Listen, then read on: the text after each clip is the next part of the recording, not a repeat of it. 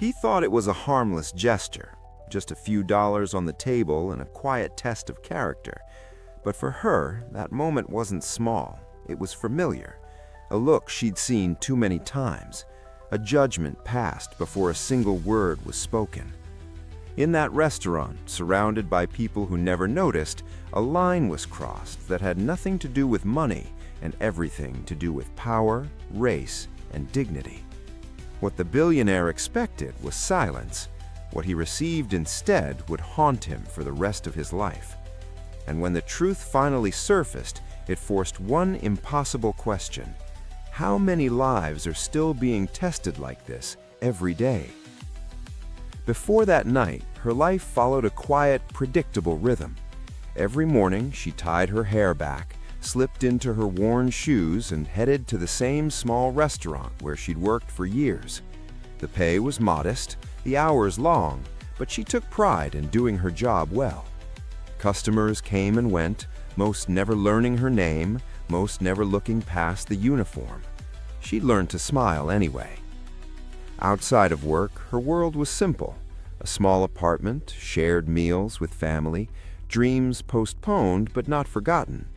She believed that if she kept her head down and worked hard, respect would eventually follow.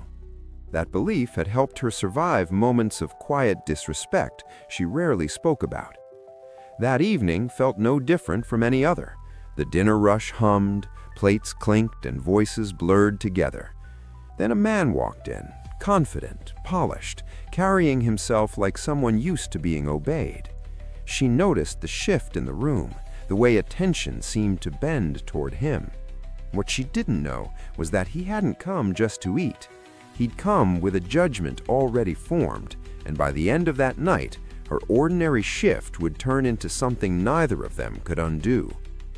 As the evening unfolded, the tension began quietly, almost invisibly. She moved from table to table with the same practiced calm, balancing plates, refilling glasses, reading the room the way she always did. But with him, something felt different. His eyes followed her, not with warmth, not with interest, but with scrutiny, the kind that measured worth before effort, value before humanity.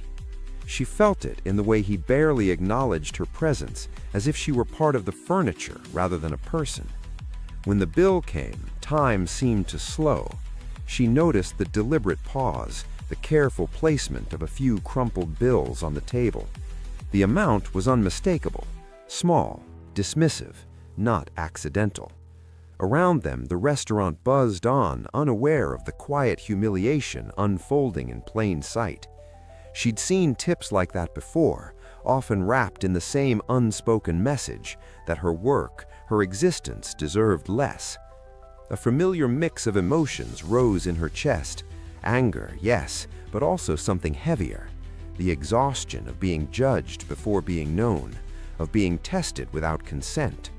She could feel the weight of eyes that never saw her effort, only her position, her skin, her place in the hierarchy of the room. This wasn't about money, it was about power. As she stood there, she sensed that this moment mattered more than it should have. He watched closely, waiting, not for gratitude, but for confirmation. Silence would mean success. Acceptance would mean he was right. The pressure pressed down on her, forcing a choice she never asked to make. Walk away and let it pass, like so many times before, or do something different. Her hands trembled slightly as she reached for the check. The restaurant suddenly felt smaller, the air heavier. Years of swallowed words and quiet endurance collided with the present moment. She thought about the long shifts, the forced smiles, the way dignity was so easily discounted. She thought about how often people like him never faced consequences, never heard the truth spoken aloud. Across the room, he sat back comfortably, certain of the outcome. To him, this was an experiment with no risk. He had nothing to lose, but she did. Her job, her stability, her sense of safety. The imbalance was glaring, and that was the point. As she turned away from the table, her heart pounded. Whatever she chose next would ripple beyond this shift, beyond this restaurant. The injustice of the moment clung to her like a shadow, demanding to be acknowledged. She took a breath, steadying herself, aware that something irreversible was about to happen. What began as a quiet insult was now a crossroads, one that would expose not just a man's arrogance, but a truth far larger than either of them. And as she prepared to act, the question hung in the air, unanswered and dangerous. Would this moment break her, or would it finally force the world to listen? The moment stretched longer than it should have. She stood there, heartbeat roaring in her ears, aware of every breath she took and every eye that might suddenly turn toward her.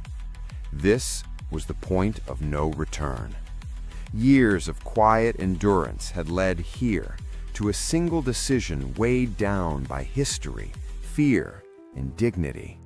The kind of moment people later describe as sudden, even though it builds over a lifetime. She moved back toward the table, not with anger, but with a steady resolve that surprised even her. The room felt frozen, as if the noise and motion had faded into the background.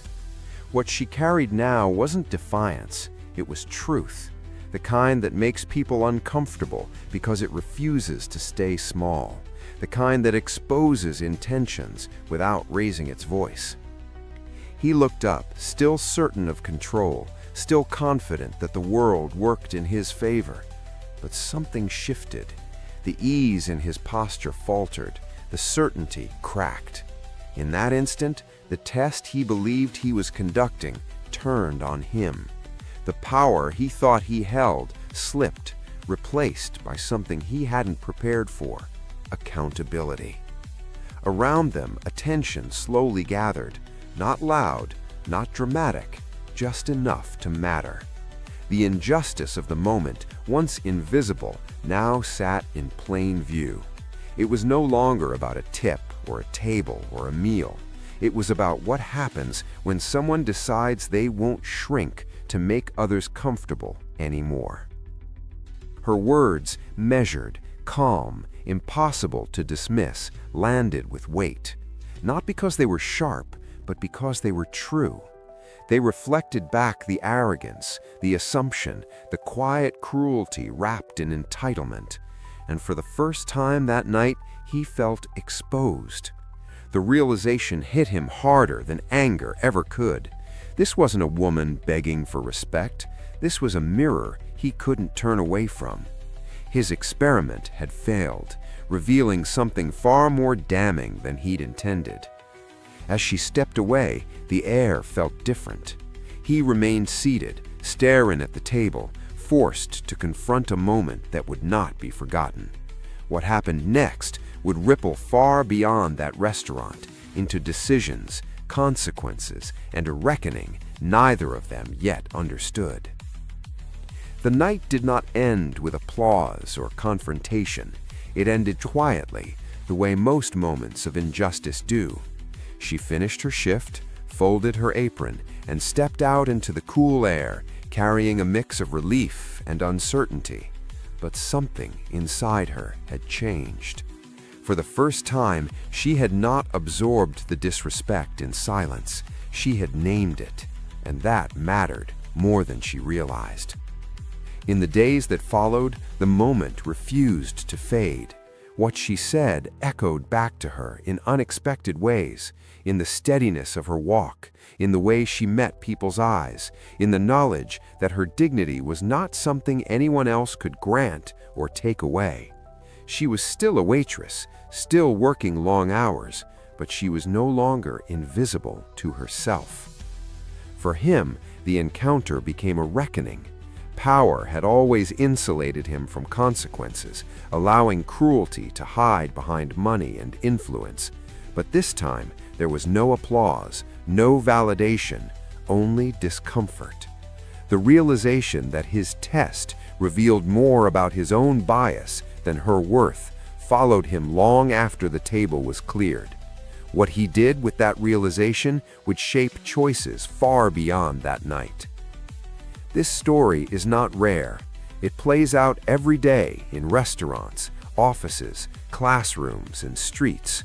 Moments where people are judged, diminished, or tested because of how they look or where they stand in society. Most of these moments go unnoticed, unchallenged, forgotten. But each one leaves a mark. Change does not always arrive as a loud victory. Sometimes it begins with a quiet refusal to accept less than dignity. The question is not whether injustice still exists. It does. The question is whether we will keep looking away or finally choose to see, speak, and act.